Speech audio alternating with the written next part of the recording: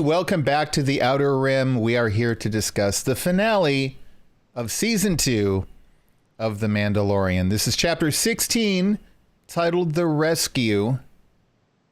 And wow, do we have a lot of stuff to talk about. Oh, yes, we do. A bit. A little bit. Yes. One or two. This should be a quick episode, I think. Yeah, give us maybe 15 minutes. We'll be done. We'll be out of your way. Yeah. So, I'm Eric. For those of you who don't know, I'm here today with Tom, Lou, and Tim. Tim, how are you doing today? Hey, good morning, everybody. I'm doing really well. I was bummed that I missed the group watch that you guys did of this yesterday morning. I was so freaking excited about this episode. But I ended up with an earlier morning meeting that it was just going to cut it too tight. So I am really stoked to talk about this today. Yeah, morning meetings, I tell you. You roll out of bed, you hop into Skype, you're half awake, kind of like me right now. It wasn't that early. I mean, I'd been up for a while. I was up for a while too. I only went to bed 2 hours ago. So, and then I'm going back to bed after this. Well, and the only acceptable morning meeting to have is the watch along. So anything else is just ancillary. Yeah, right. So, we did our watch together yesterday for our bonus and premium Patreon donors as a special thank you. So be sure to check that out. Tom, how are you doing this morning?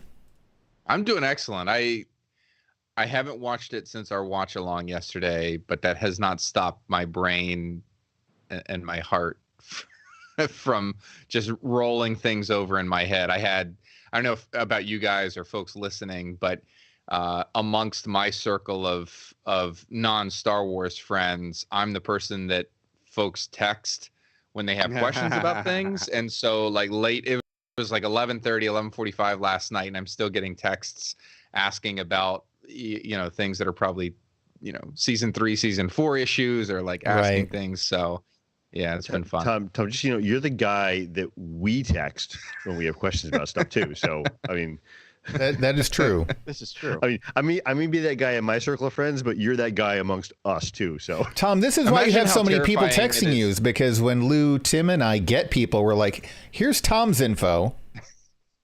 Here's his cell phone. Go ask Tom." Yeah, Lou, how are you doing this morning? I am doing great. I am excited to talk about this episode and the end of the season, the ramifications going forward. And I'm looking forward to this episode of The Outer Rim and the next several. Oh, yes. Because we're going to have a bunch to talk about. For those who were wondering whether we're going to have discussions after the Mandalorian wraps, oh, yes. We have a whole list of things. So let's jump into this episode, though. Some metadata. This was 46 minutes and 12 seconds long if you include all the credits and everything. And we did not get concept art through the credits. It did that at the end of season 1 too. Yeah. It just went to black after Queel died, and that was it. Which is a little weird too, because you kind of want to watch through the credits. If you guys have not done this, and I'm curious, I bet at least 50% of the people who watched the episode didn't sit through the credits. There is an after credit scene. Mm-hmm. Thank you, Carrie, for tipping me off, because I was avoiding Twitter like the plague, but Discord popped up. Yeah. She dropped a very helpful reminder in there. I would not have known. I would have had your back. I normally let it run all the way through while I'm taking notes or something like that for this show. But if you didn't catch it, there is a post-credit scene. We are going to be spoilering it. We are going to be spoiling it in this episode. We'll get to that later on. So you've been warned. I don't know if it's out there on YouTube anywhere, but if you have to, pause this episode, go watch it real quick. It'll only take you, a minute and a half, maybe? It's pretty short, but it's significant. So we are going to be discussing that. Wow. Let's see. It was directed by Peyton Reed. Did Peyton Reed direct any other episodes? Yes. One, maybe 2 others. Okay. You don't happen to remember which ones, do you? He directed He's in season 1, right? Yeah, but he directed 1 or 2 others in season 2. Okay. The one right before the Ahsoka episode, maybe. Okay. All right. So that was the one with Bo-Katan, I think. Yes. Okay. All right. So in this episode, the team raids Moff Gideon's ship as they try to rescue Grogu. We have several guests in this episode. We've got Tim Morrison back as Boba Fett, and a quick sad note for those who didn't hear: the original actor who portrayed Boba Fett in Empire Strikes Back, Jeremy Bulloch, passed away. He was. I think it's a fair bet that a lot of folks listening, if you've gone to conventions and you do the autograph type thing, probably met him at some point. He's been very active in the convention circuit. Very nice guy. Yeah. He was 75 years old. I didn't know he had Parkinson's disease. The last time I spoke to him was in 2005, and back before Celebration got like really crazy. And I don't know that he had it then, but so that's really, really sad. Our thoughts and our prayers go out to his family and close friends, and he will be missed. He was a really nice guy. That character would not be what he is today without his physical presence in that costume. Right. Yeah. And he wasn't the only actor to play Boba Fett, but he was the first. And there is a bit of I don't know. I mean, like kind of a nice irony that we have Boba Fett back on the screen. We have a return of Boba Fett. Yeah. Not sure if he ever got to actually see him, but it's just kind of this cool thing that it's like, hey, while we've lost Boba Fett, or we've lost an actor who played Boba Fett, we have the return of Boba Fett. So we have this at least this proliferation of the character. Obviously, that doesn't replace the actor, but it's just how it's related. Yeah. It's it's nice that we get to kind of come full circle on the character and bring the character back, and hopefully he did get to witness it a little bit and witness some of the fan response to what he helped bring about as such an iconic character in Star Wars. So without dwelling on that too much, moving along. So we've got Tem back as Boba Fett. We've got Ming-Na Wen back as Fennec Shand. Katie Sackhoff is back as Bo-Katan. Mercedes Varnado is her real name. She is back as, is it Casca? Yep. Okay. Yes. Casca Reeves. Got it right that time. Omid Abtahi. I hope I'm pronouncing that correct. I believe that's the guy playing Dr. Pershing. Giancarlo Esposito is Moff Gideon. And we have a couple more people we'll talk about a little bit later in the episode. We've got, as you probably one or two probably know, we have Mark Hamill kind of returning. And then we also have Matthew Wood making a guest surprise appearance as a classic character. I'll let you guys go hit Wikipedia and look up Matthew Wood. He has quite the extensive resume in Star Wars. COVID-19 has been kind to him. He's put on a lot of weight during the pandemic, and his skin's turned all blue. It's like he's got cyanosis or something. Yeah. He's not been hurting for anything during the last. It looks like he's doing well. Good job, Matthew Wood. Living it up. All right, let's talk about our initial thoughts without getting specific, just to zoom all the way out on this episode, what you guys thought of it. I have to say, I loved most of the episode. There were things about the ending that I was not a fan of. In fact, I was a little pissed off. My initial visceral gut reaction was wondering whether the show had jumped the shark. I think that was a bit too extreme an initial reaction. And a few seconds later, I kind of, it settled. And I got more to a point of acceptance. But we're going to talk about that issue a little bit later. I liked the episode. I thought this was a really good... It was a good finale for season 2. I don't know. There's a lot of stuff that we didn't get to, but we knew that was going to happen. I liked it, though. I thought it was good. Tom, what did you think of this finale? I find myself more in your boat, Eric. I think I truly love the episode. It'll be one that I rewatch a lot. And again, you've heard me before talk about, I don't like rankings. I like thinking about things like, if I have just a few minutes to watch some Star Wars, what am I more likely to opt toward? And this episode is probably toward the top of the heap that I'd like to watch again. But I have some big questions that I think we'll dive into. But yeah. I think some hindsight's going to affect my opinion of this episode. So I can't fully place it right now, but I really did enjoy it from top to bottom. Okay.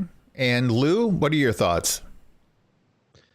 I'm kind of in the same boat with Tom. I thought the episode was great. I enjoyed it all the way through. It raised a lot of questions for me about what's going to happen going forward. Of this series, other series, how they interplay. And also what we're going to do with the Grogu problem that we talked about before, and that problem has probably gotten worse. Maybe. I don't know. It could be fixed. Yeah, no, but. Depending on Shouldn't have made him so your cute. point of view. One blaster bolt. Sorry. Yeah. Just space them, right? Wow. Just space them with the Dark Troopers. Tim, what did you think of this finale? I think I saw it more favorably than you guys. I mean, certainly nothing is perfect, but I was blown away by this. So much of this brought back the Star Wars that is kind of the core of my fandom for me, and it was just it was phenomenal. And I'm happy to say that one of my predictions came true. In this episode, which, I mean, I don't take any credit for. It's not like Filoni called me up and said, "Hey Tim, what do you think?" Right. It was Favreau that did that. But Filoni doesn't call him anymore. Tim refused to give him his cell phone number. Favreau's got it, but it's close hold, so it's okay. We'll post it in the chat room shortly. By the way, good morning to everybody in the chat room. Thanks for being here. Yeah, hi everybody. Good morning. All right, so let's jump right into it. You guys want to take it chronologically? You want to take it kind of character by character? Any thoughts?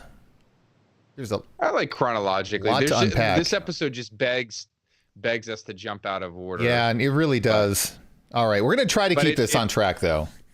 So I really like the thing I like about chronological. There's stuff from the very start of this episode, in particular that chase down of the Lambda shuttle, that is just so cool. I don't think we've ever seen a taking of an Imperial ship like that in a film. Obviously, we've seen it in Rebels. It's surprising because it happens all the time to Lambda shuttles. I mean, that's like the number one. Does it really? I mean, we only see it like 3 times. First time we've caught this on video. It could just be we've only it's only ever happened 3 times, and we've just seen all 3 times. Yeah, I really did like Tom's comment yesterday on the watch along that every time the Imperials see a Lambda shuttle coming back, they pretty much should just suspect it's been taken. Just blow it out. Yeah, just shoot them all out of the sky.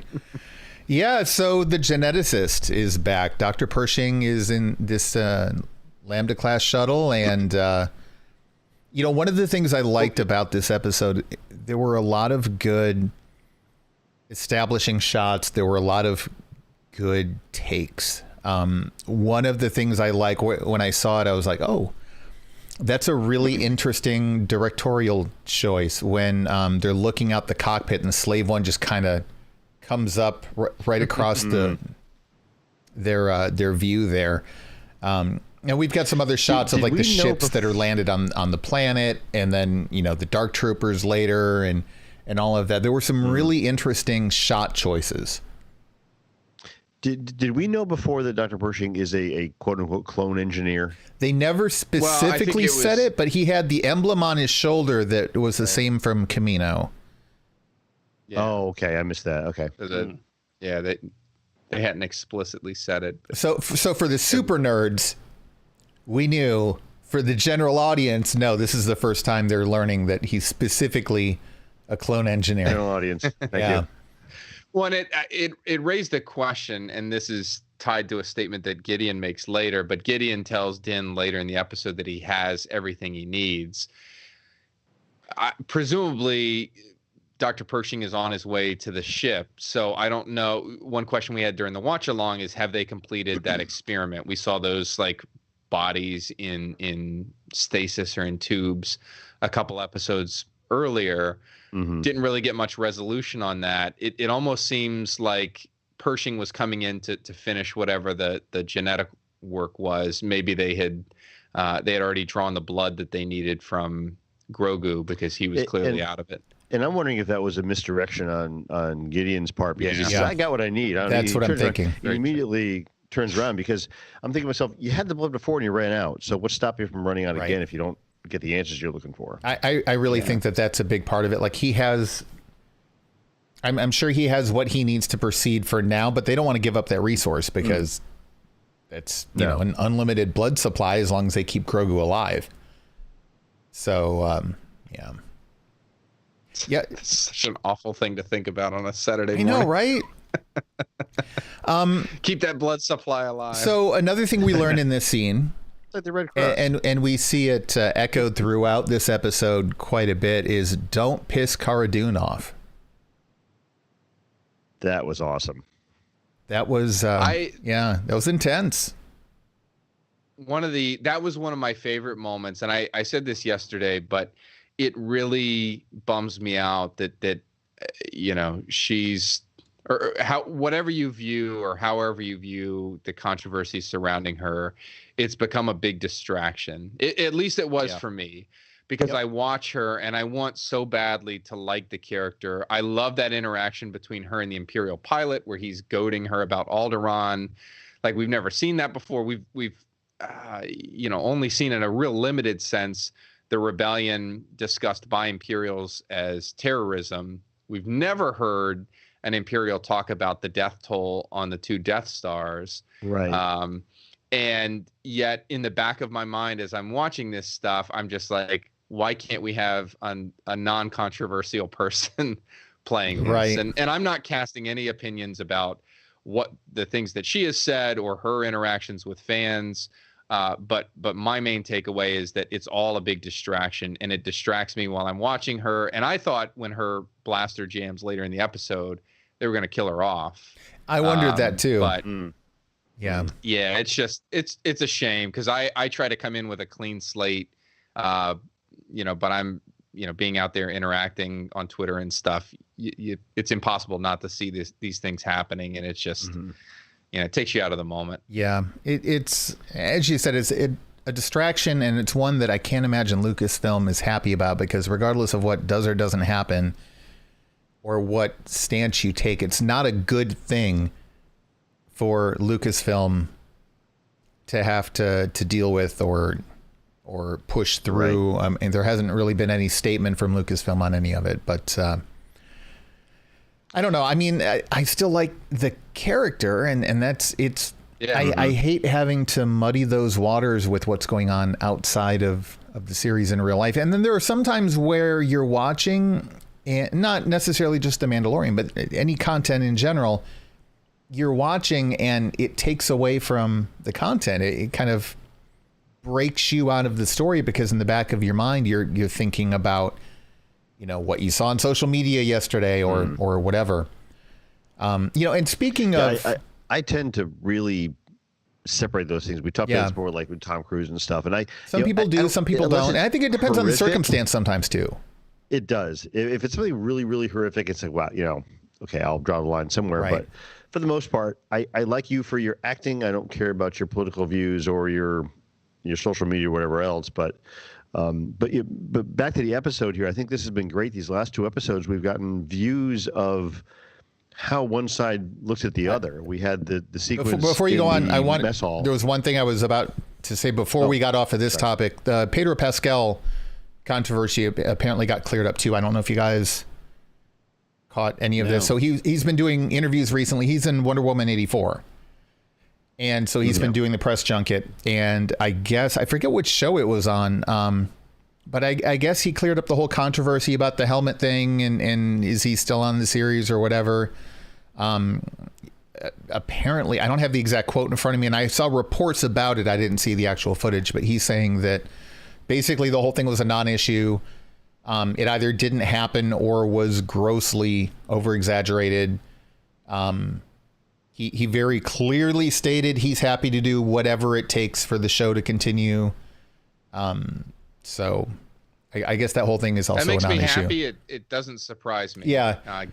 He's a class act, and I think he recognizes the cultural impact that his character has had. And, I think whatever, if he had an issue with it, it was minor, and it just got blown out of proportion by folks looking to get some clicks online, which is unfortunate. I'm sorry, Lou, but go on with what you were saying. No, I was just saying that it's nice to see we're getting some of that real world, in universe discussions now, where you've got different characters from one side or the other discussing how they view the other side.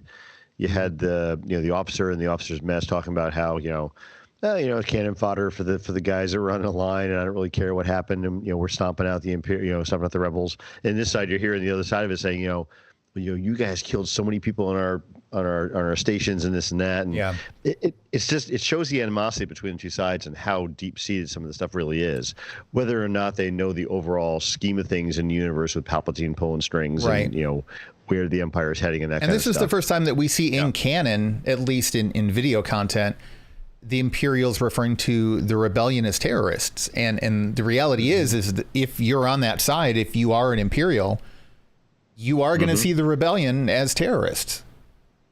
Yeah, well, like we've always joked before, I mean, like it or not, the Empire is the ruling government. Right. So, yeah, it's all a matter of perspective. But so... freedom fighters, terrorists, same thing. So moving on from that, they take the Lambda class shuttle. They're going to... before they actually get to the ship, they go and they find Bo-Katan and Casca. Cause a lot of property damage in the process. Yeah, I got to tell you, you mentioned this yesterday in the watch together, and I agree. I had the same thought. Anytime a bartender sees a Mandalorian walk into a bar, he must be like, oh my gosh, I hope I remember to make my insurance payments. Yeah, call your insurance agent. And then to see two of them walk in, when there are already two sitting there, it's like, I quit. Why would you even own a bar in the Star Wars universe? Right? Because you just know it's going to get destroyed at some point in time. And to think back in A New Hope, it was like, no droids. Well, but the droids aren't the ones causing the problems, right? Yeah, right. Jeez. This was a scene that, while I appreciated what they were trying to do there, I thought actually the scene was kind of unnecessarily long. It was a little bit too much exposition for me, which I doubt is actually going to. It's like they invested the time in the scene, and there's going to be, at least to me, I don't think there's going to be any outcome from it. I don't expect to see anything having to do with Boba Fett in any future battle for Mandalore or anything like that. I think they're gonna separate these because going into the future, not talking about that yet, but Boba's going to do his thing and Bo-Katan is going to do her thing. I really don't know that their paths are going to cross again. It was a lot of exposition for nothing.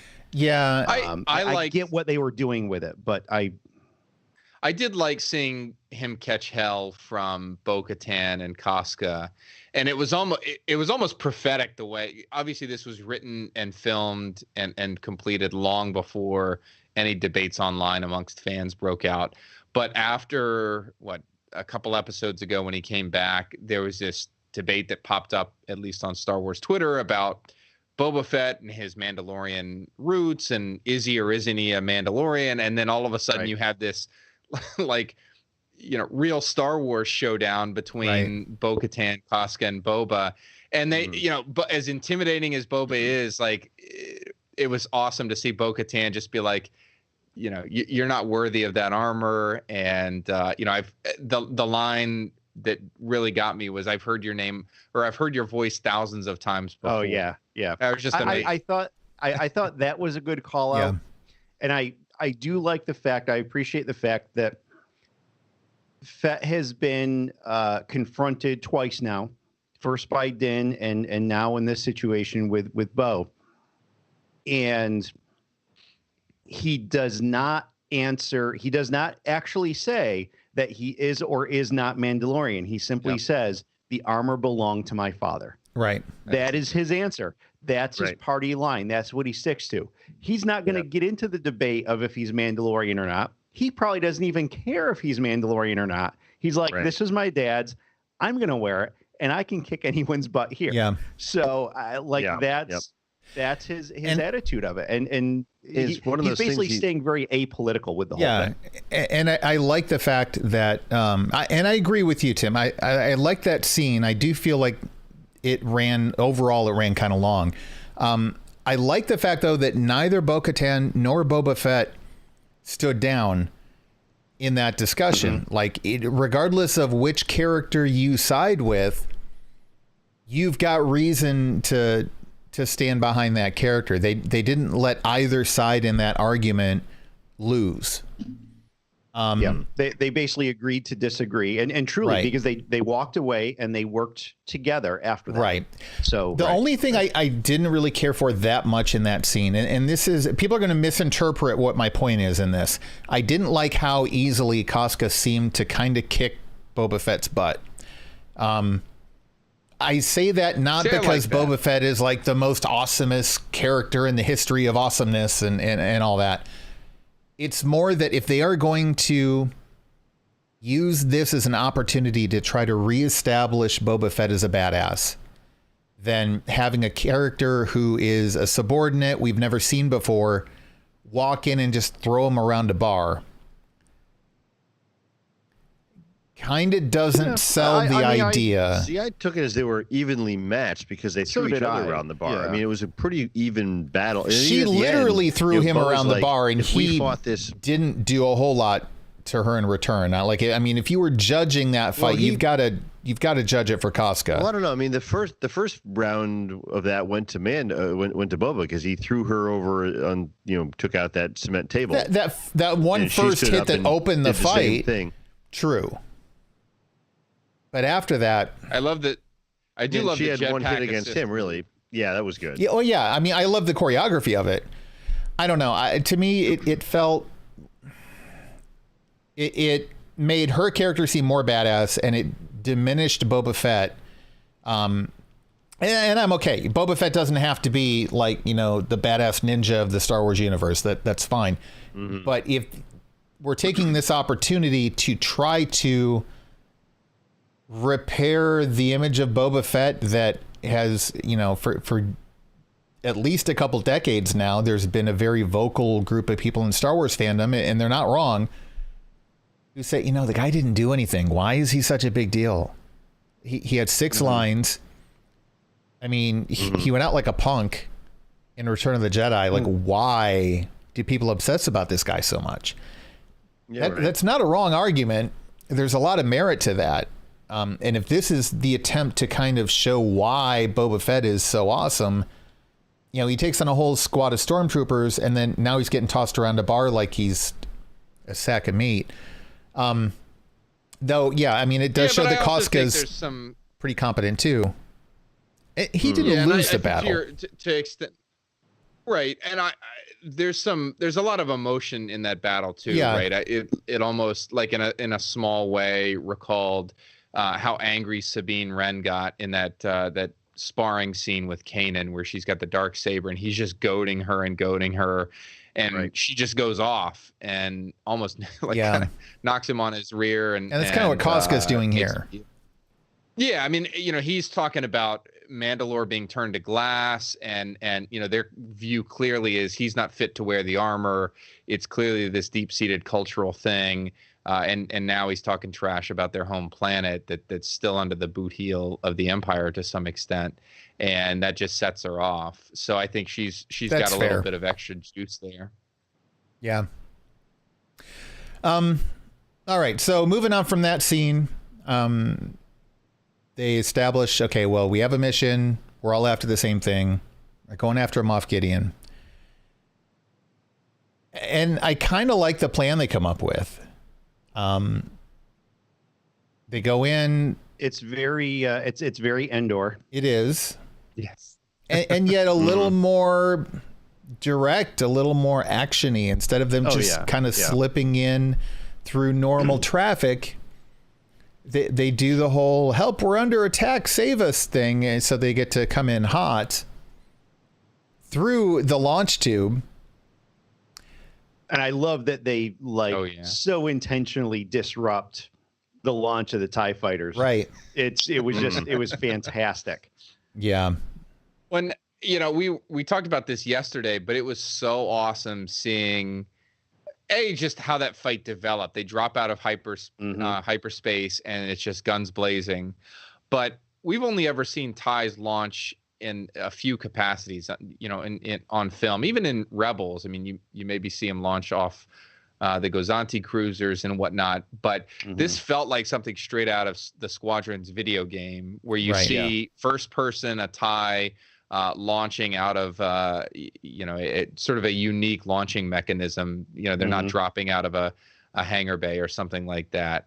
And that was really awesome. And the fact that they have to thread the needle with that Lambda shuttle and ram it straight in there was just awesome. I mean, she folded those wings just barely in time to clear the front of that cruiser. I mean, it was that close. Yeah. Just barely squeaked in there, and it was pretty cool. Yeah, it was pretty cool. I appreciated it. Some comments from the chat room. Tom Nelson says a BSG kind of launch system. Joe said they couldn't create a riskier launch bay. Yes. We talked a little bit about that in the watch together, and I was wondering if they don't maybe have some sort of magnetic shielding or deflectors along the side of that launch corridor.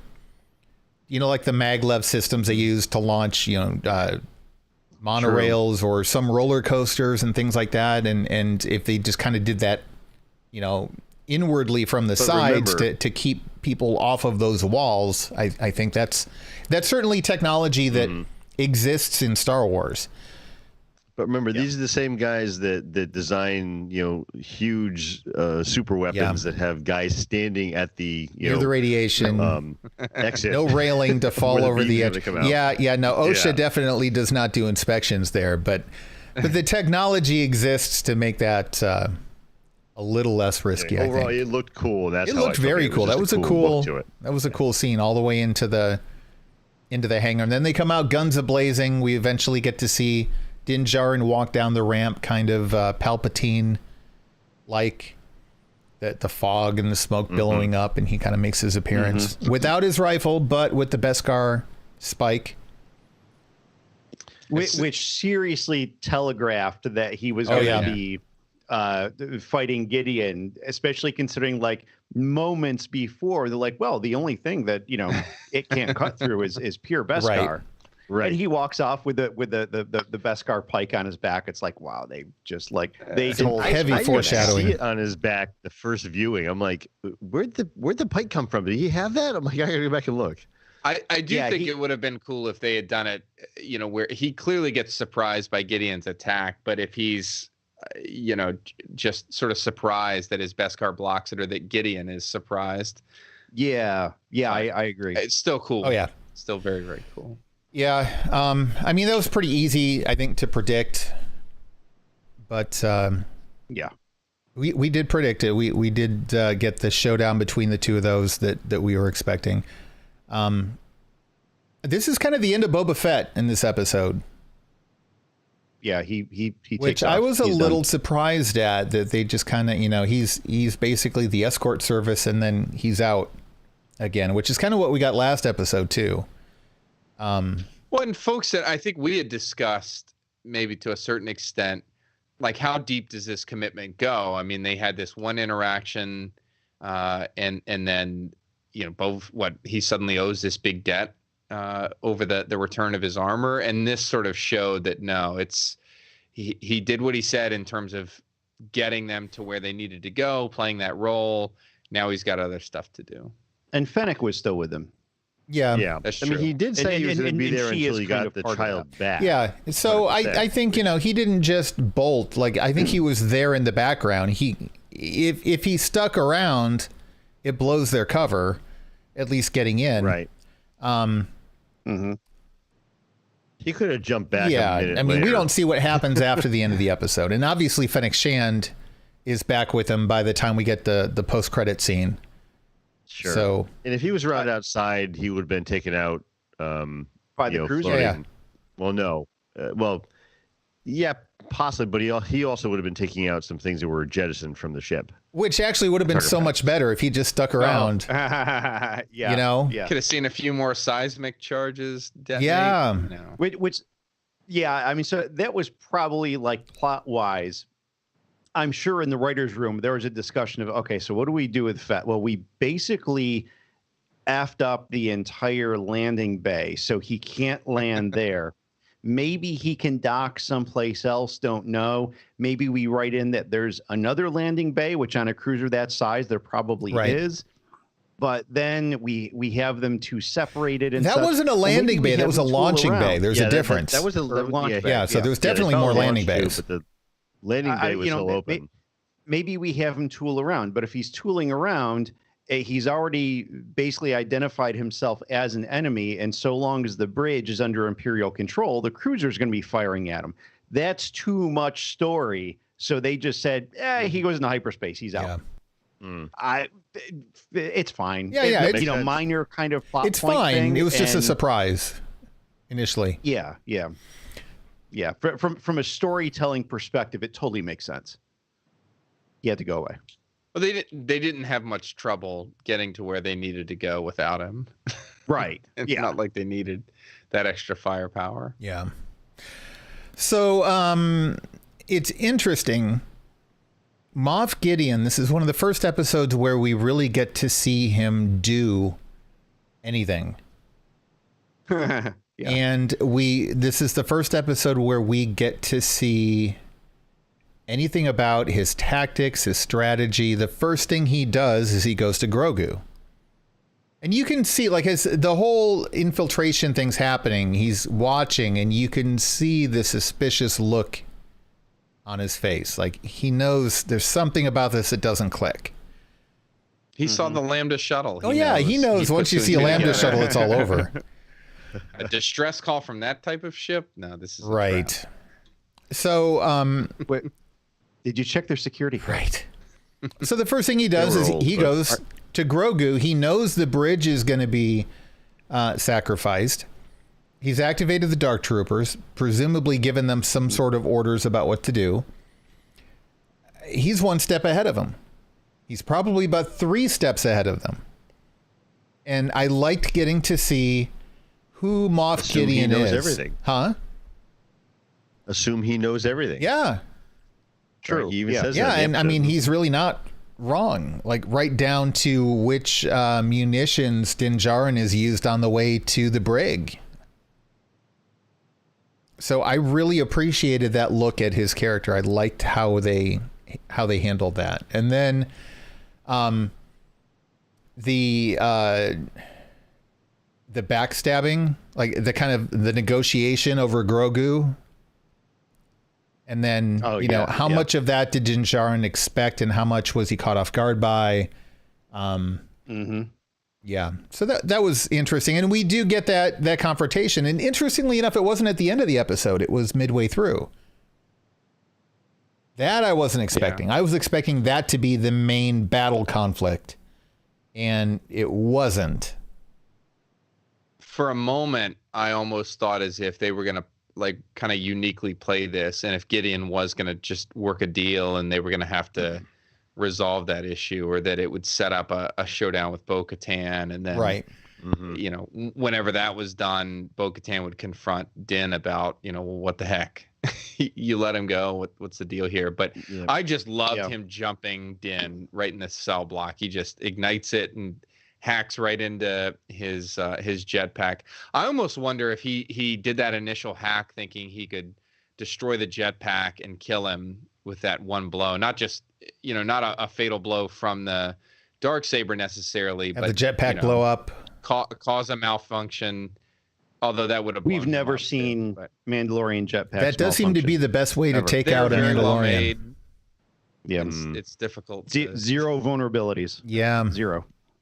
Very sturdy. But no, wait. Did we just skip over a section? Nothing important. No, we skipped over Lou's favorite section of the episode, where a bunch of people, well, not people getting spaced, but I'm just asking. Yeah. I mean, So on the way to the brig, we do have the confrontation with the Dark Troopers, and at the time, I thought, oh, what a cop out. You get one through, you get a battle with one of them, and the rest all get spaced. End of story. Yeah. How lame. It got him out of the way. I did have that. It made Timmy. Myself. Yeah.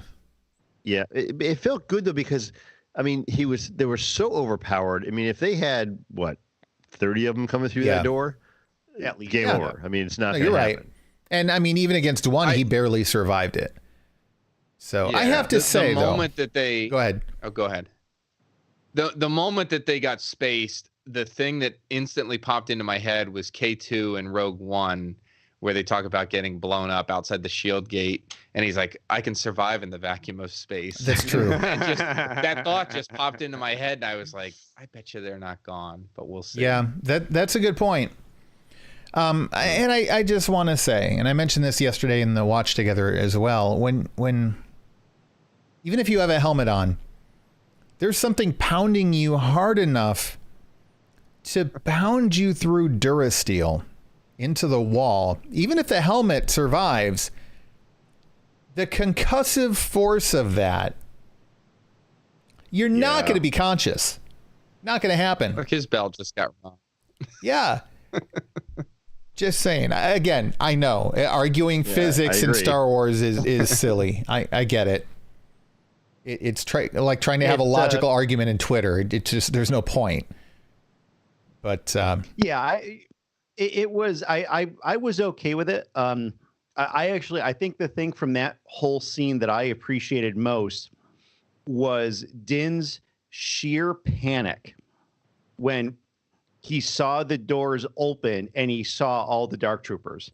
Yeah. And literally, I mean, he just says, oh, no. And he gets over to the panel and sticks the code cylinder in there, and he's trying to get it closed. Like, that sheer panic added so much urgency to that scene of, I can't let them get out, because if they do, we're all screwed.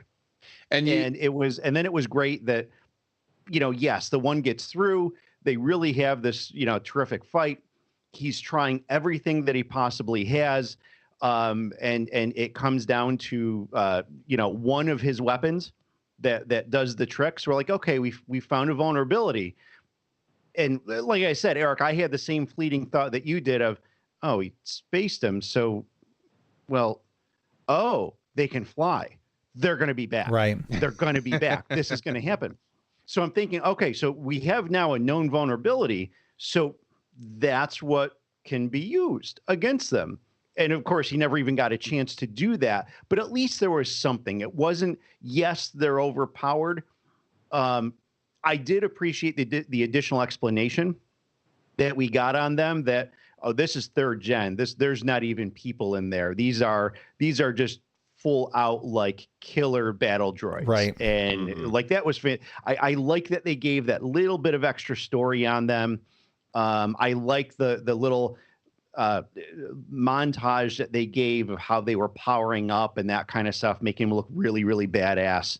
I hope that we see more Dark Troopers in the future. And I think that we will, because Gideon's story is clearly not done. Right. And we're going to talk about that later. But they definitely did a lot to establish shots of the Dark Troopers in a very menacing way. Mm-hmm. Yeah. Tim, to your 2 points you made about the Dark Troopers, the conversation that they have on the shuttle about the Dark Troopers with Pershing makes it clear that these are a known entity in the galaxy right now. These aren't just, because Din's reaction that you pointed out, he wouldn't have that if nobody had ever seen a Dark Trooper. If this was just a prototype that was ultra secret, that had never been out there in combat, either by reputation or direct experience, folks know exactly what these things are.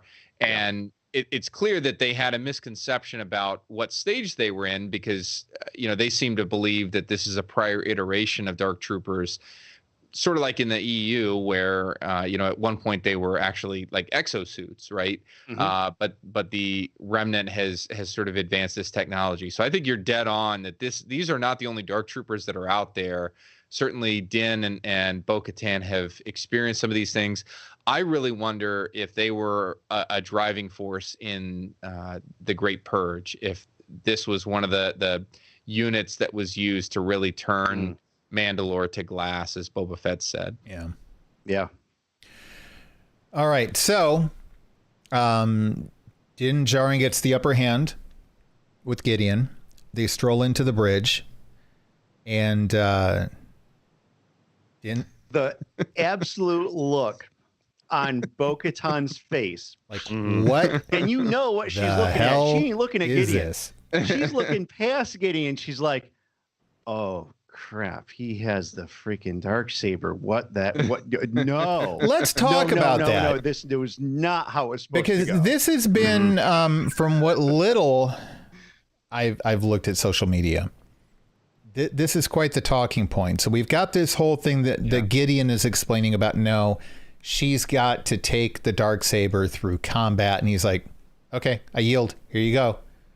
Yeah, here you go. He's like, oh, no, it's not that easy. Well, I mean, what do you mean it's not that easy? So she has to, kill him? Does it have to be to the death? Because that's not the way it's been in the past. And if it's not to the death and he doesn't want to fight for it, then he should be able to yield and hand it to her. And if it's not to the death and he can't just yield, how much of the crap does she have to beat out of him for it to be legit? Like there has to be a threshold. There has to be a win condition.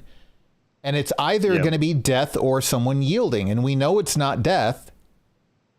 So the rules aren't really clear there. I mean, Gideon implies one thing.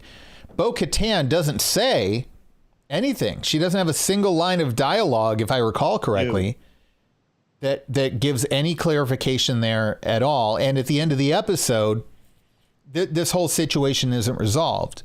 Now, Tom, correct me if I'm wrong. You mentioned this yesterday, but doesn't Sabine give Bo-Katan the Darksaber at one point? Yeah, toward the end of Rebels, she surrenders is the wrong word, but she gives it over to Bo-Katan. So, and they certainly don't fight over it. Right. But who knows what happens after that? We don't see Bo-Katan wield it. I think where I come down on it is Bo-Katan lost it at some point. The thing that gets me in that scene is it's not just Sabine handing it off. It's Sabine handing it off, Bo-Katan ignites it, and then the tribes that are represented there, pretty major tribes, Clan Ren, Clan Kryze, that sort of thing, they all, for lack of a better term, swear fealty. They bend the knee to Bo-Katan. Right. And so there's some amount of authority that's conveyed there. But we don't know what happens after that. And clearly she loses it at some point.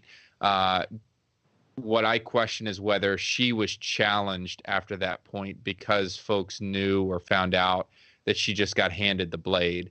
And I love the lore aspect of this because this isn't touched on so much in Star Wars in terms of, items like this with a story behind it. Because Gideon says, no, that blade has no power. That's just a weapon by itself. It's the story that matters behind it. Right. And that's what holds sway over Mandalorian people. And that's all she really cares about, right? She could care less. I think she would probably prefer her blasters at the end of the day. But it's that symbol and that legend behind it that counts. Yeah. But the confusing thing is, though, earlier in the episode, she says, I'm going to kill them off. But later she says, okay, but no, he has to surrender to me. Right. So, I mean, surrender is the same as yielding. I mean, if he surrendered to her, did she have to kill him at that point? I mean, it doesn't make sense. There's some discrepancies, confusion. Yeah, and here's the other thing too. You could also argue that she did defeat Gideon in battle because a general in the military who devises a strategy, leads his troops into battle, whichever troop it is that takes the killing shot against the big bad guy, that trooper doesn't get made president or something, right? The general still takes credit for the battle. So you could argue that they're usually not even in the history books. So you could argue Bo-Katan, if one of her compatriots stumbles across Gideon, coming out of the restroom, right? And takes the and does Bo have to kill him now because you got the dark side? So I think there are that zipper always gets stuck. He was very distracted. There are so many questions there, and I'm sure they're going to try to keep the answer as simple as possible. But still, even in its simplicity, there's a lot of question about the nature of what's going on there. So we're not going to get any resolution for that this season, obviously. And we'll talk in a few minutes about where we think things might be going with that. But I don't know. I've got so many different theories there. So then we get the Dark Troopers, as we said. They can fly. They don't need to breathe in space. And so they fly in and they're about to take the bridge. And Gideon's like, every single person in this room is going to die except me. And then we get the X-Wing fly in. And I'm like, oh, no. Ezra better have an X-Wing. And then we see a dark hooded figure slicing through Dark Troopers. And I'm like, Ezra better have a cloak.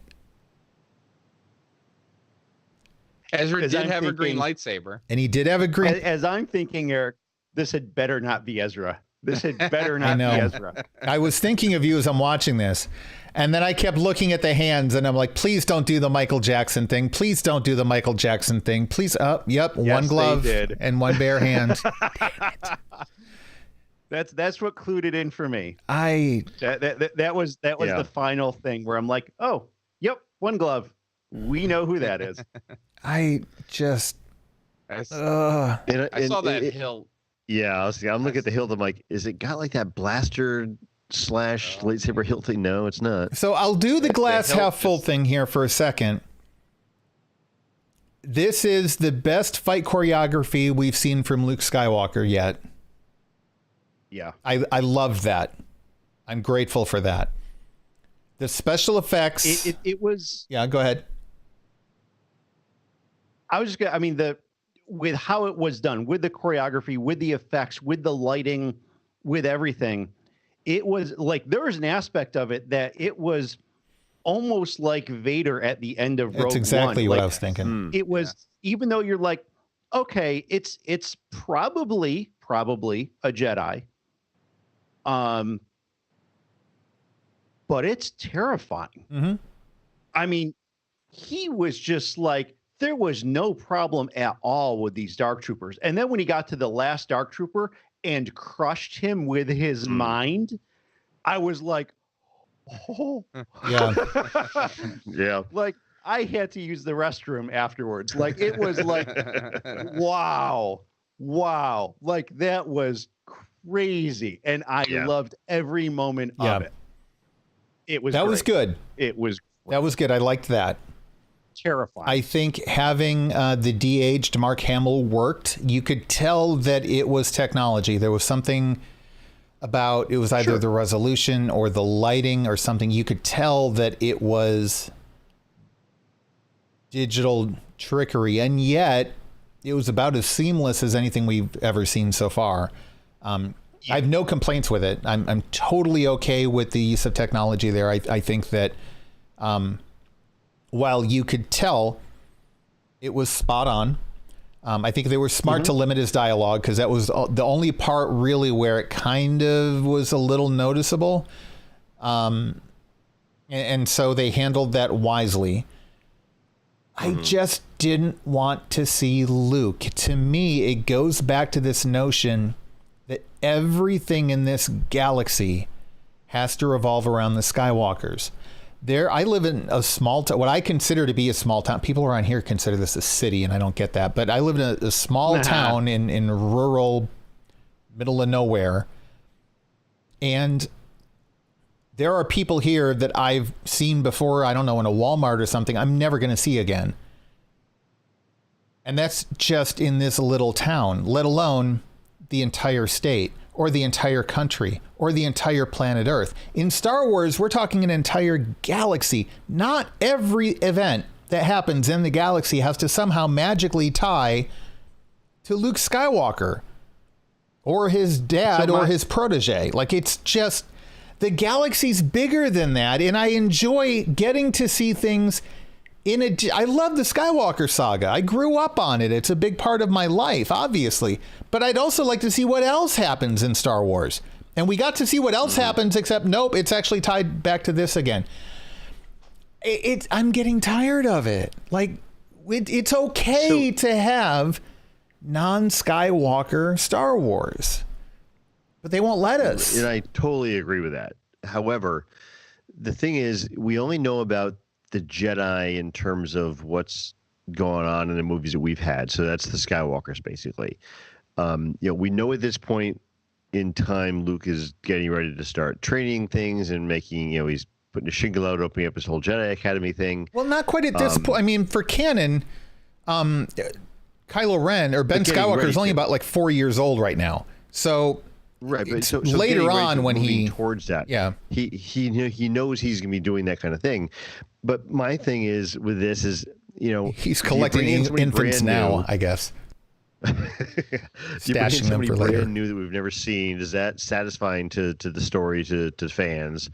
Do you bring in somebody we've already had before, like Ezra, which I don't think makes a lot of sense? Do you bring back Luke, which has its own set of problems, because we've talked before about the Grogu problem? What do we do with this character now? It's not part of the Mandalorian show anymore, but people want to know. We don't see Grogu down the road, right? And we've got some stuff that takes place after this timeline.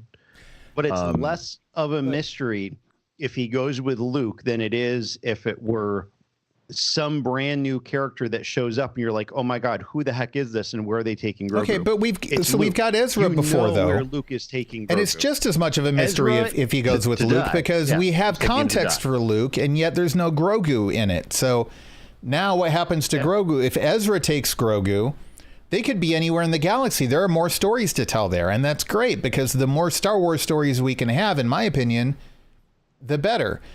And I think that the Ezra thing could make sense. So there's also this whole argument, well, there's only one Jedi right now, there's Luke. Well, let's look at the word Jedi. No, that's because not, even right, that's not true. That's just not true. Yeah, I mean, even in canon, canon itself has kind of twisted that around. I mean, we've got Rey, and she's not a quote Jedi because she didn't get Jedi training, but she's a light side Force user. We have a movie called The Last Jedi.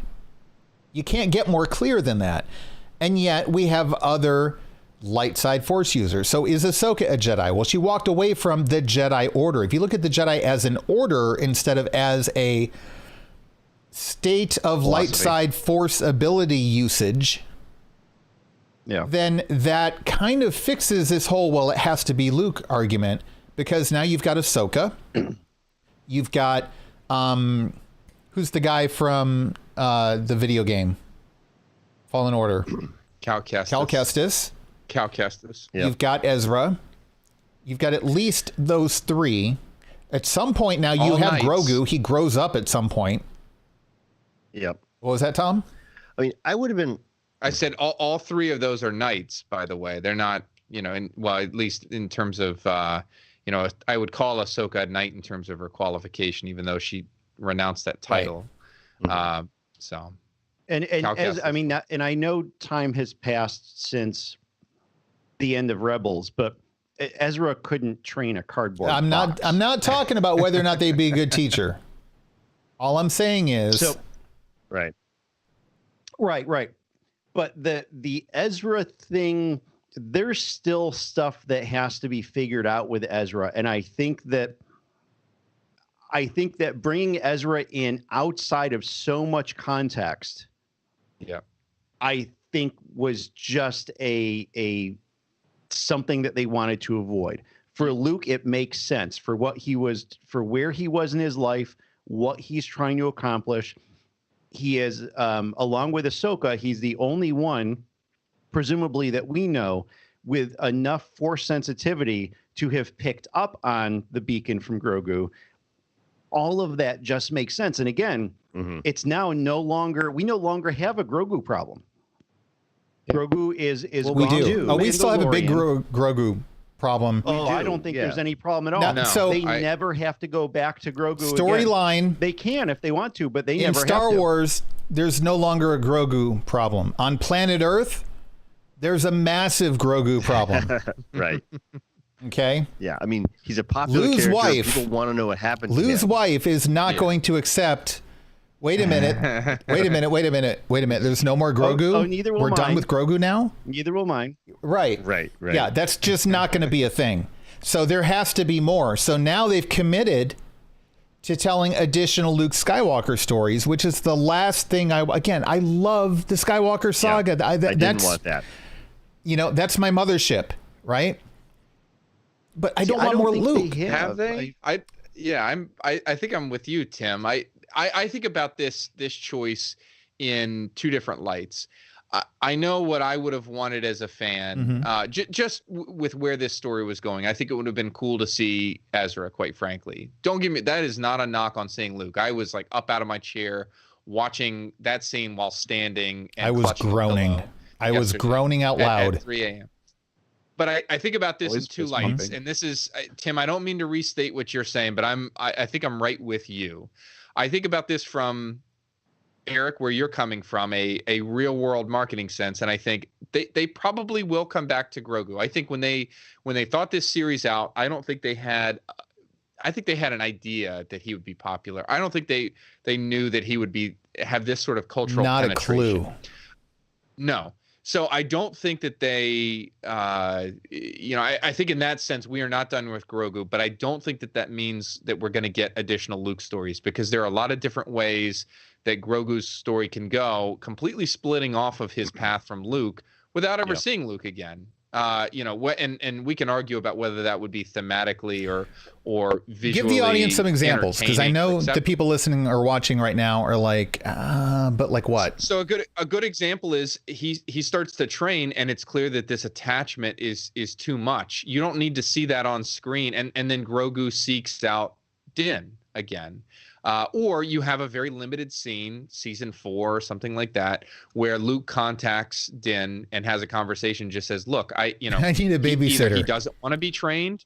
He doesn't want to be trained, or I can't train him anymore. I have lived through the problems that attachment can cause.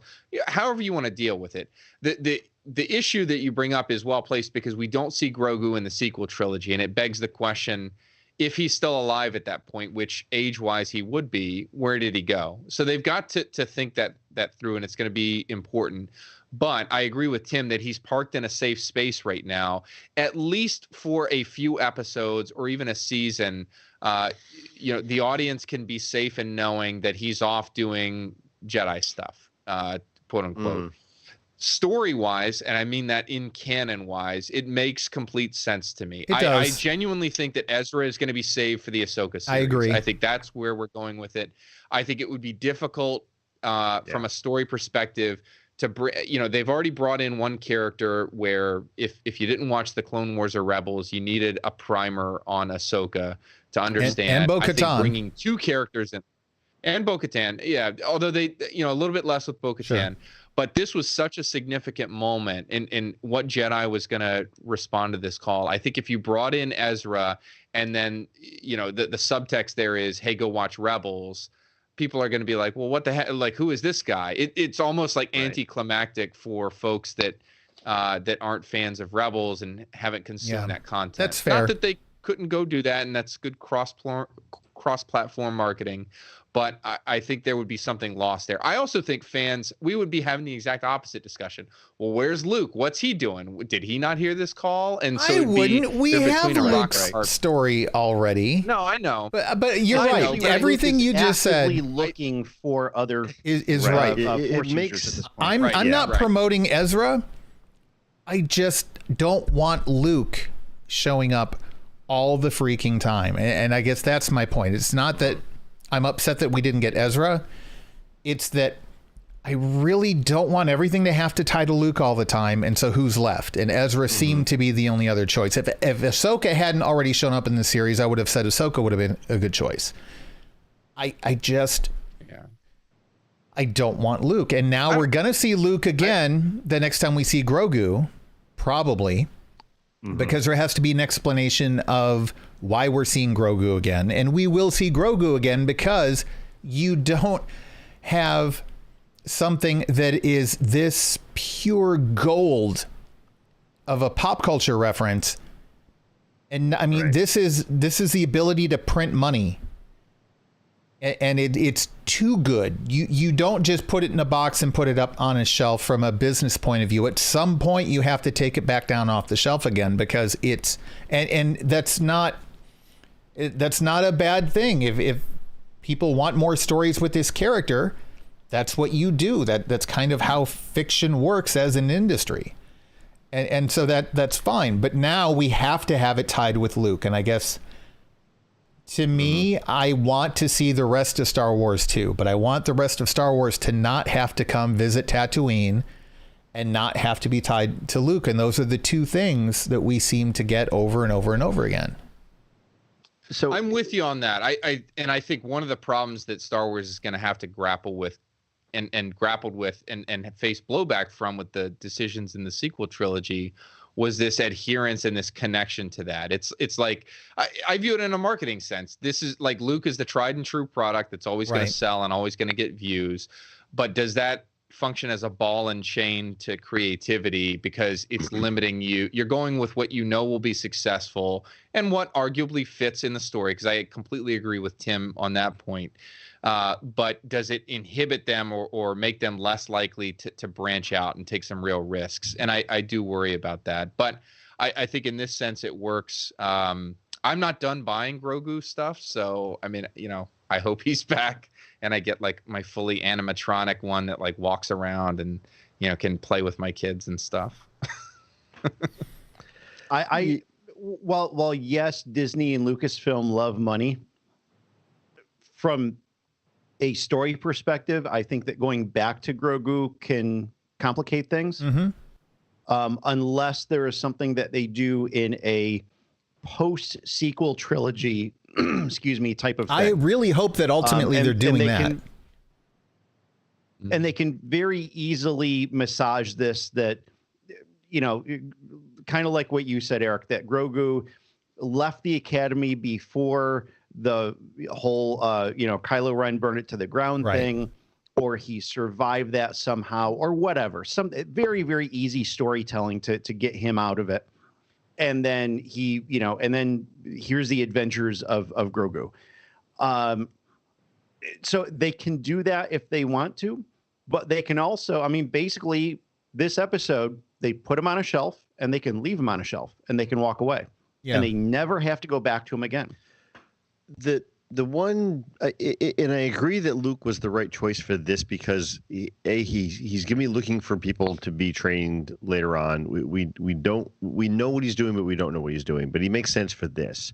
He also makes sense that, the two things we're talking about here, the Jedi and the Empire / First Order, or whatever we call them, are galaxy spanning. It's not like you can say, okay, over here in this part of the galaxy, we had this going on. Well, no, we know the First Order encompasses everything at some point. So you can't get away from that side of the story either. And the other part that makes this tough is the way Grogu ages and how, okay, in 50 years, he's still going to be a toddler. It's like, he's 50 years old now. It's going to be another couple hundred years before he's a teenager like Ezra. If you look at Yoda's aging, the age when he dies versus how long he says he's been training Jedi, he started training Jedi when he was about 100. Mm-hmm. So if Grogu's 50 now, then he... So still, give it another 50 years. We're outside the scope of what we have for the sequel trilogy, right?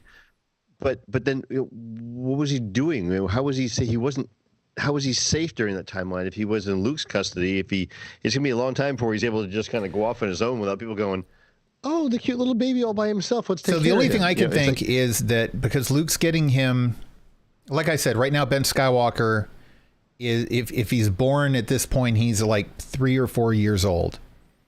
So the Academy with Ben and the others is like quite a ways away, like at least 10 years. So if Luke gets Grogu now and starts training Grogu, by the time Luke starts the Academy, Grogu might be close to the point where he's ready to, if not leave the Academy, at least go out on some missions and stuff on his own, like basic level stuff. And he might not be present at the Academy during, I don't know, the Purge, whatever you want to call the Kylo Ren's little hissy fit. Temper tantrum. So it's completely possible that Grogu might not be there. And given his species, I think it's perfectly viable that Grogu becomes a thread into whatever they do post-sequel trilogy. And I really think that Lucasfilm is going to go all in on the High Republic right now. We've got the books, we've got video games coming up, we've got comic books, and now we know we're getting a television series. And I firmly believe we could get a theatrical release. But if not, I expect probably another television series. Unless the High Republic sucks, I think this is going to be the next big focus. So I think it's going to be quite a while. I think my son is going to be an adult by the time we really get post-sequel trilogy. But when we do, we will have Grogu to kind of tie it back into this. Because with Star Wars, there seems to generally always be some kind of thread that they want bringing everything together, which makes sense. Mm-hmm. And I think they're planning to use Grogu for that down the road. Yeah. So we'll see him. Go ahead, Tom. No, go ahead, Tom. No, I was going to make the joke. Well, they'll do it in real time. So in 50 years, when he's actually legitimately, well, right, because otherwise they'd have to like de-age the puppet, or that just doesn't. The technology is not there for that. They have to age him, and then they have to de-age. Well, yeah, they have to de-age. I don't know. It'd be a mess. Yeah. No. So what I was going to say was that this is kind of getting off the context of this episode itself, and I think this is one of the discussions we're going to have in future episodes of the Outer Rim, where we talk about potentials for other series and what's going to happen and our thoughts on that kind of stuff. So, because we definitely have some stuff to talk about when we come to we should save a lot of this. Why don't we get to the to the very end of this then, that extra scene? Well, hold on. We have to talk about the goodbye scene first, though. But let me add one last thought on Luke before we move on, and that is that in the bask that is the glow of his as we all bask in the glow that is the awesomeness of his combat prowess and whatnot, I came away from it ready to watch The Last Jedi again and look at how well those two interlock now. You get to see Luke sort of at his height, in a sense, and then you get to see it. I think it makes it that much more poignant, the sort of temporary fall that he has when he walks away from everything. What left a bad taste in my mouth yesterday, and what I think is going to continue, are folks that really, really hated The Last Jedi. And I'm not talking about folks that just didn't like the movie, because that's okay. If that's not your cup of tea, that's fine. And sure, we can all debate it. But there were folks out there yesterday that were tweeting at Rian Johnson saying, like, are you watching this? With the subtext that, like, hey, you did Luke wrong. They did Luke right. Right. This is what we wanted. We wanted to see him, like, kicking ass across the galaxy. And I just, if you're out there and you didn't like The Last Jedi, that's your right to hold that opinion. And that's fine. We can disagree on that. But, there's no need for that sort of, right. back and forth over a 3-year-old, almost 4-year-old movie now. Luke can exist in both spaces. And I think, quite honestly, this appearance and whatever we see of him in the near future is only going to make The Last Jedi better and enhance our understanding. I have some serious issues with The Last Jedi, and I have to say, I think it's probably one of the worst of the Star Wars films, but there were good things in that movie. And I think that what they did with Luke fit. It's 30 years later. I'm not the same person now as I was 30 years ago. And it completely makes sense that after his academy tragically falling apart, Luke went the direction he did. Like, you might not like it, but you have to at least acknowledge that it's a reasonable result. It's a reasonable place for Luke to end up in his life. And I think that, and it wasn't Rian Johnson who put him on Octo anyway. It was Abrams at the end of Force Awakens. I don't have that big of a problem with the whole Luke thing. And I really think that it's silly and a little bit childish, as you said, to 3 years later be throwing tweets out at the guy that made a movie saying, see what these people did? This is how you do it right. Well, you know what? If you're such a great filmmaker, Mr. Twitter person, then why haven't you been hired for Lucasfilm, and why aren't you making Star Wars movies? Like, it's easy to be pompous and to sit there an armchair quarterback and say, this is what you should have done. Well, no, because that Luke isn't going to be the Luke 30 years from now. That's not relevant. Well, exactly. And that's the thing. We're at different points in the timeline. This is Luke much closer to Return of the Jedi. Yeah. Whereas in the sequel trilogy, there's an awful lot of experience that happened between now and then. And as you said, Eric, people evolve. A lot changes in 30 years. Yeah. So I have no issues at all with, well, there's some issues that I have with the sequel trilogy. I have zero issues at all with the state of Luke Skywalker that we had in the sequel trilogy. I mean, it's all the way they built that story. It's very reasonable. You don't have to like it, but it fits at least. Like, it's a reason. I think reasonable is a good way to describe it. It's a reasonable result for Luke. Anyway, so moving on, the goodbye scene. Oof.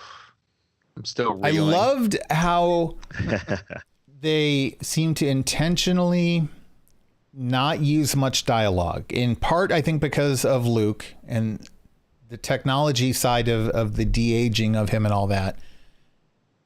And so then it seemed to also fit the tone of the scene to not have a lot of dialogue with Din Djarin. And of course, Grogu can't speak yet. So I liked that. I liked the fact that it was all just the physicality of the body language and the acting. And then, him taking his helmet off and all that. I thought it was done really well. And everybody else is like, oh, I was crying and stuff like that. I mean, I wasn't crying, but I thought it was done really well. I liked it. I know Lou was crying. No, I agree. I think it was done well. It was intentional. It gave you the feels that we all wanted to see, and it felt impactful. And they've been building up through the whole season.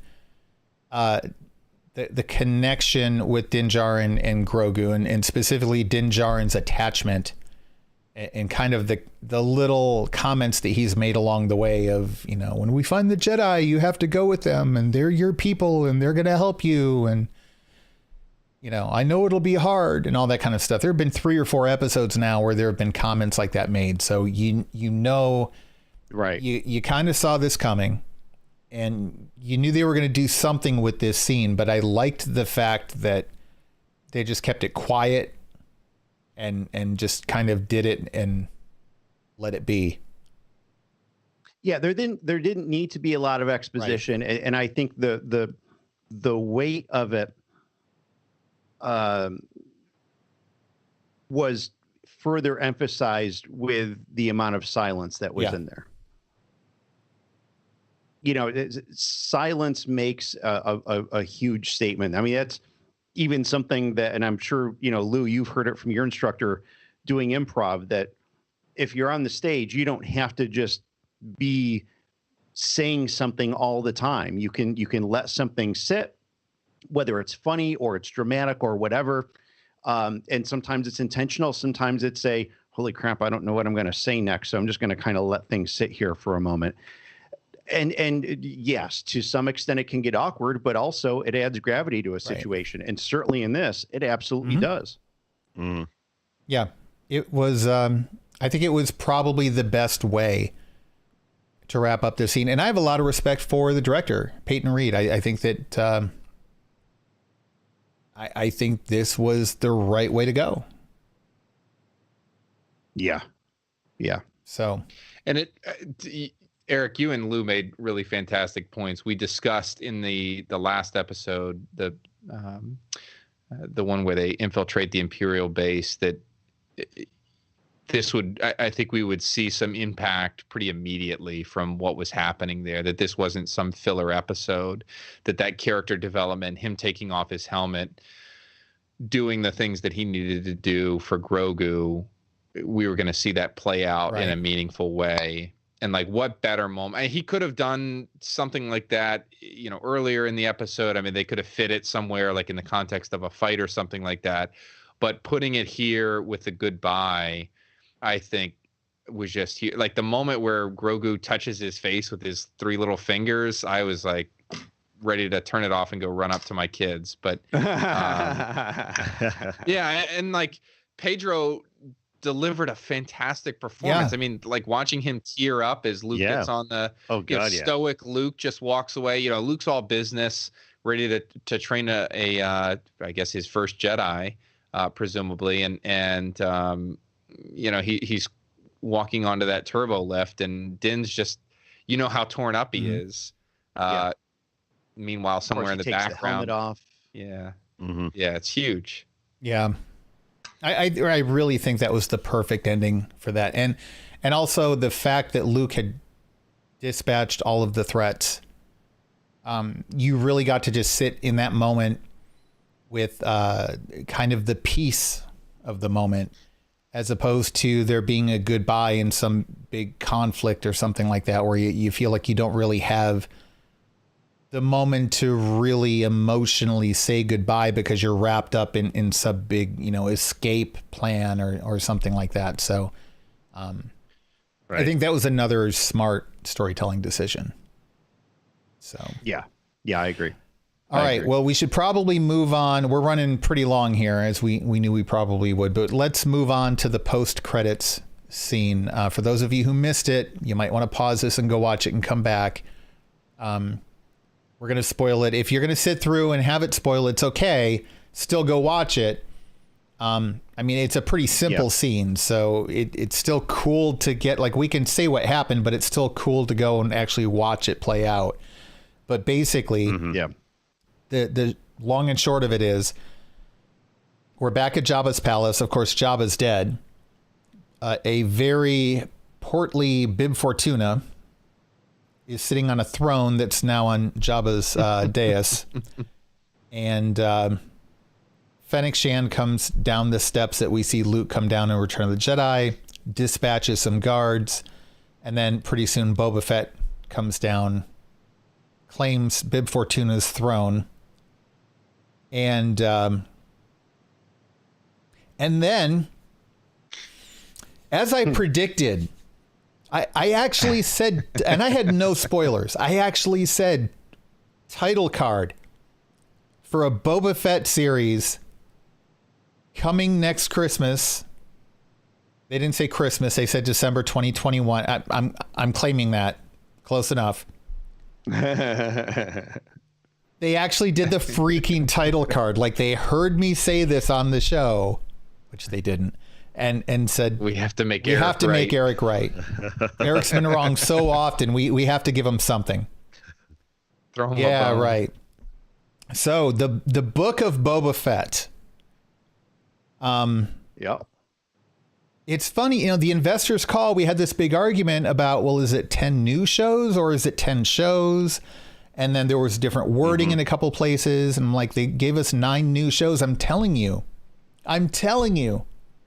There's a Boba Fett series. I know it's happening.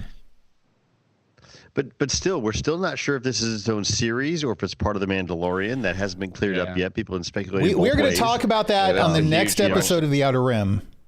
But I will tell you that I have reason to believe that it is a Boba Fett miniseries. I agree. And that we are coming back to the Mandalorian. But how about that shot of him just like Fennec popping the cork off with her mouth of whatever that was? Lou, I think you said, I hope she wipes that off first.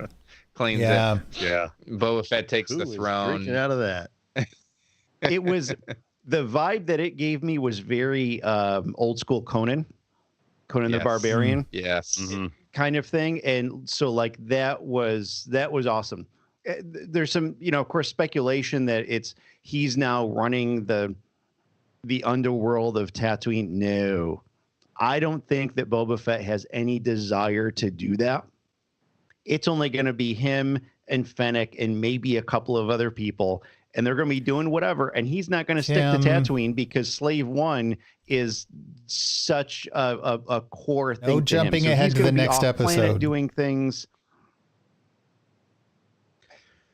I got to get it out. I don't know if I'm going to be here. Of course you will be here for the next episode, Tim. He's all pent up. I got to switch to Marvel mode. I know. I got to switch to Marvel mode. I know. Well, we're still going to have you on to talk about this because I mean, how could we not? Yeah. I do want to talk about. I definitely do want to come back and talk about it some, because there's not only that, but I think we also need to talk about what we think is going to happen for season 3 of The Mandalorian. And there are still loose ends. There are still storylines. There's the whole Mandalore thing. Wasn't the only thing. There's the whole Mandalore thing. Yeah. There's the Darksaber. Gideon's not done. Nope. No. I mean, this whole sucking Grogu drive his blood for midichlorians, that's still a thing. Something is left out there for that, whether it's Gideon that's going to run it or not. They never said the M word, Tim. They never said that. Well, they actually phrased it as the M word almost. They said like the M count or something. So, well, let's talk about real quick Gideon was that cruiser was not all that Gideon had. No.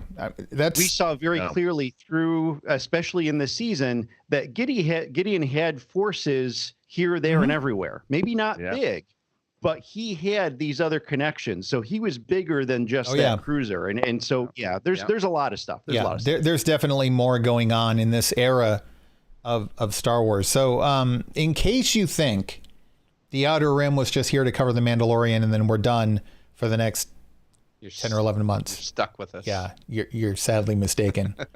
We have a lot more to cover. So, when we come back, we are going to talk about the future of the Filoniverse. We are going to talk about season 3 of The Mandalorian and what we think we can expect and what plot threads exist, what needs to be tied up, where we might see things go. We need to talk about the Fett series. I believe it's a separate series, and I'll talk about why. And I acknowledge it could just be Mandalorian season 3. But I don't think that's the case. We are going to talk about Ahsoka, and we're going to talk about Rangers of the New Republic. And don't forget, the Investors Call said that will culminate in an epic crossover event. We have to take a look at the High Republic. We've got the Acolyte series that was announced. We have the books that are coming out, January 6th? I think the first one, that's a couple of weeks. The first 8 chapters are already out online at, I think, StarWars.com. I mean, that's going to be a big thing. So we're going to have to cover the book and talk about that and where it looks like the High Republic's going and what the ramifications of that are. We've got other projects coming down the pipe. We've got the Lando series. We've got the Obi-Wan Kenobi series. We've got the Rogue Squadron movie. There's a lot we need to talk about with that. Not much to talk about with the Taika Waititi series yet. There's not. We don't know anything. But Rogue Squadron, Lando, Obi-Wan Kenobi, the animated stuff coming up, the Bad Batch series. And then The Outer Rim was always supposed to have been about long form Star Wars topics. We would like to get back to that. We would like to talk about different moments in Star Wars canon. There might be times where we reflect back on some Legends stuff. There are going to be times we talk about the fandom. One of the things we'd like to do is talk a little bit about cosplay and prop making and things like that. We've got an episode of that we've got planned.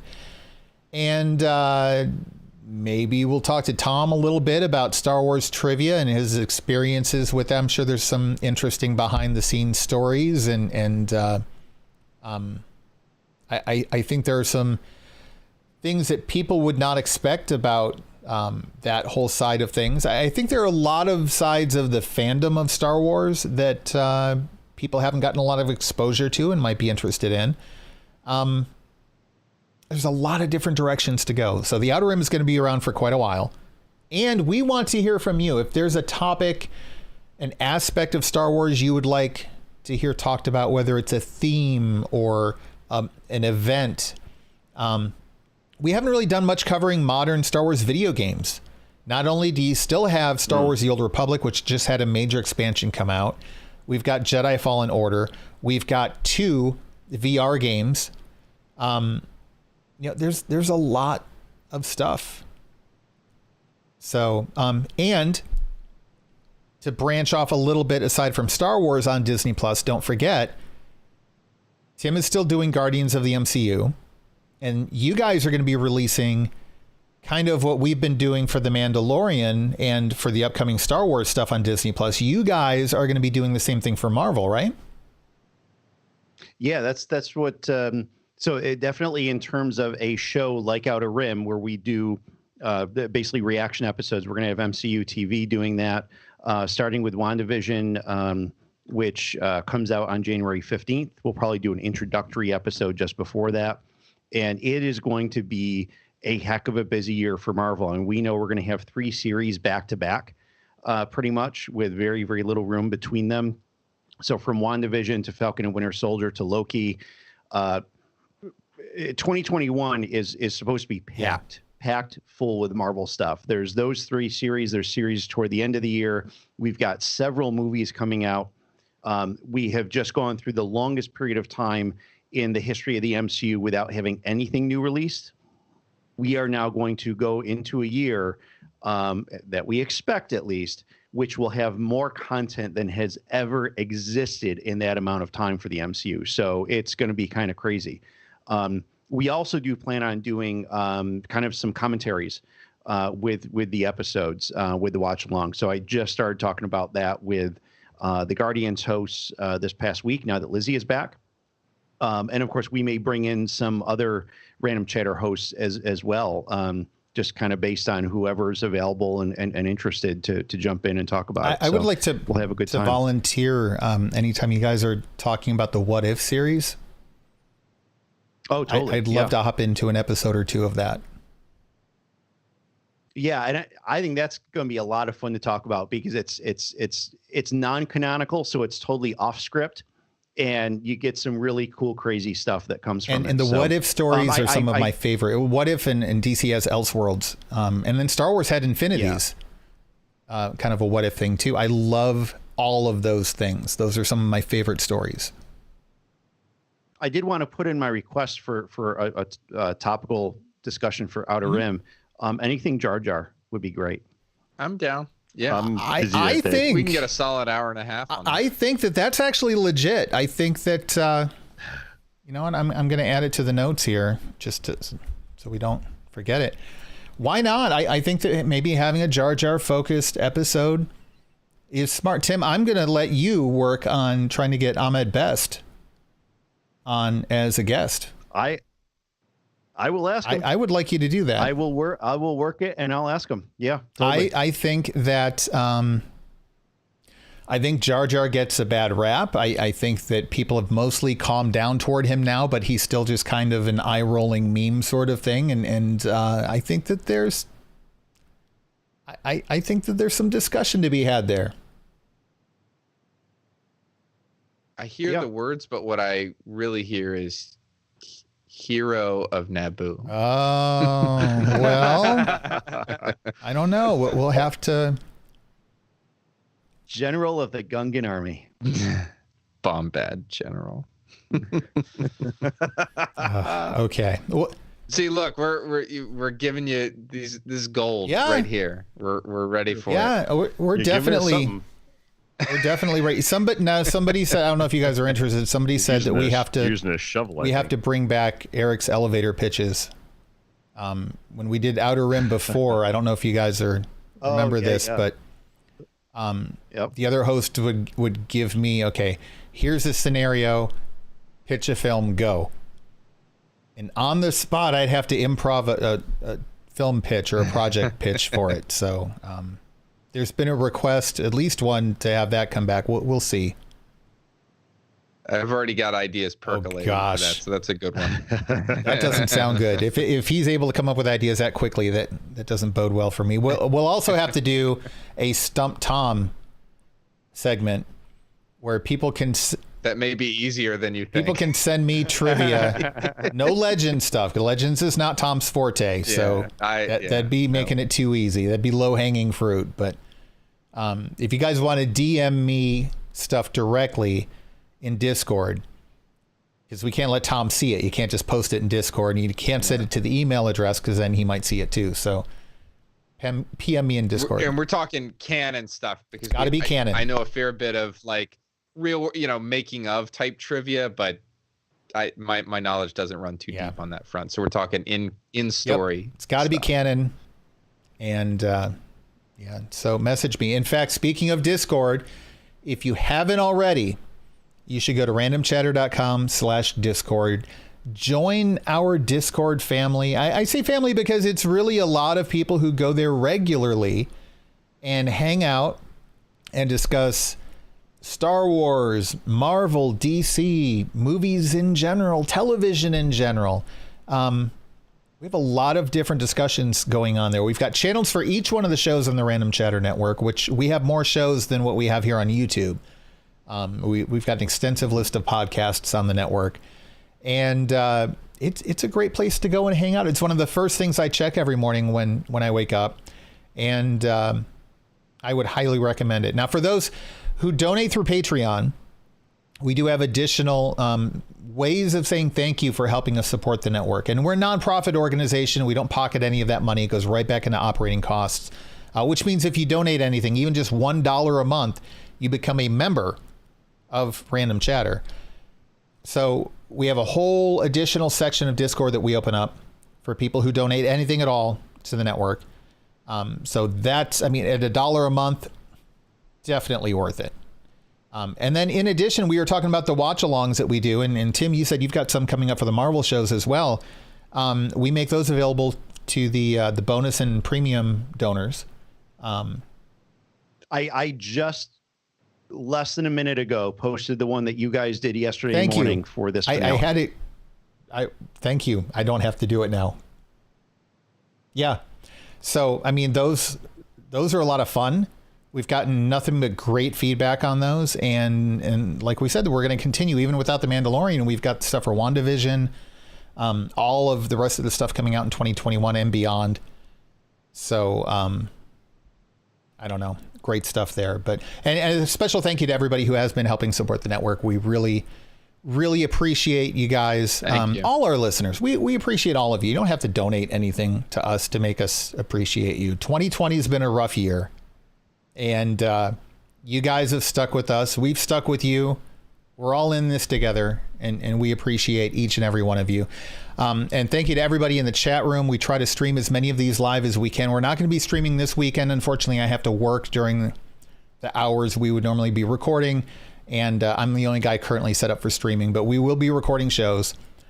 And this is going to do it for Outer Rim for 2020. We will be back after the holidays in 2021 with more Outer Rim. So don't go anywhere. We will be bringing you more content very, very soon. But that is going to do it for this episode of the Outer Rim. Thank you, everybody. And we will catch you next time.